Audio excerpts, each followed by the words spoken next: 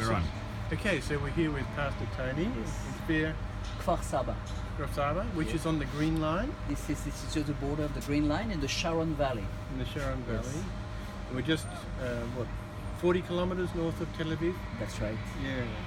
And the Green Line separates the Jewish population and the Arab population. Yes, mostly. And you have a ministry of reconciliation right here. Yes, we do. The one new man, reconciling Jews and Arabs and Gentiles together to the Messiah.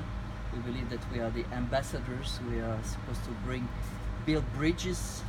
And so our calling is also to bring the good news of Yeshua, both to the lost sheep of the house of Israel, the Jewish people, but also to the Arab neighbors. And you've been here for 20 years? Yes, more than 28 years. In fact, we are here, and our congregation is located really at the borders, between both Arab and Jewish population. And we have a ministry to also help the people to discover their identity in the Messiah. And tell us about loving your neighbor, loving your enemies. We believe that the greatest calling for us as believers is the ministry of reconciliation, to turn our enemies into brothers. And so this is during one of the wars when we had missiles falling on our heads and people calling me at 3 o'clock in the morning in trauma. And I was telling them, there is no other hope except through the Lord. And the Lord said, you need to love your enemies. And to love my enemies is to give them the most precious thing that I have. And what do I have? I have the good news of Yeshua. And this is the history basically of the church, where you see the enemy of the gospel, Saul of Tarsus, the Apostle Paul, who was on his way to kill the believers, he got saved. So basically God is always reaching out to the enemies, the natural enemies, and the foreigners. And so this is the history of the church. And also in Israel, I believe we are called to reach out to our neighbors and bring the great news of salvation. So Tony, many pastors around the world are trying to build churches and congregations, but you've also got to build a bomb shelter here, don't you? That's right. Because of the risks of rockets.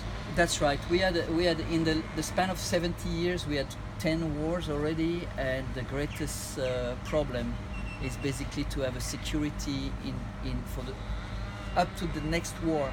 We need to have a bomb shelter, and on the ground here in this building there's a garage for sale. So this is a project, and you may want to pray about it, how you should get involved. This garage is going to become a bomb shelter. It's going to be a place for 200 people to gather. When missiles fall upon our head, we will be securely praying, interceding, and gathering together, and even helping the neighborhood community in time of troubles. So here we are, as we look across this side, we have the Palestinian territories. Yes. And here we look across on the other side, we have the Jewish. Yes. And here we are right on the Green Line. Yes, that's right. That's right. We're really in a very strategic place here, and this is why this flat roof, is usually used for intercessors. You have even a team here of people coming from Jerusalem. They're coming to pray from the Philippines. I take them to Samaria now, and they are going to pray and intercede for the salvation of the Arab villages. So we want to bless you. Thank you very much.